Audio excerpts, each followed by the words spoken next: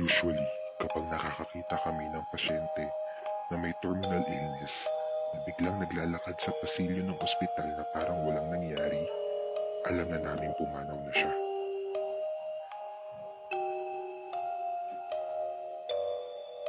Ngunit tila kakaiba ang naging karanasan namin ngayon dito sa ward, night shift. Si Ma'am Nieva, hindi niya tunay na pangalan, were suffering from her terminal illness. Habang tumatagal ang kanyang stay sa ospital ay lalo siyang humihina. Sa isang di inaasahang pagkakataon, isang araw, ay biglang lumakas na lang bigla si Ma'am Nieva. Kakaiba sa nakasanayan ko, ngunit bigla siyang gumana kumain at nakakausap siya ng matino. Nagagawa pa nga niya makipagbiruan sa mga nurses gaya ko.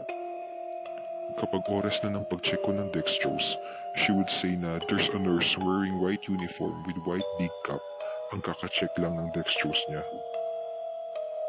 But sino pa ba ang magsusuot ng ganoong uniform sa panahon ngayon? Kinabukasan, Ma'am Nieva went expired. Until now, walang sagot sa misteryo ng mga karanasan namin sa kanya. Tanging si Ma'am Nieva lang at ang babaeng nurse na nakikita niya ang nakakaalam.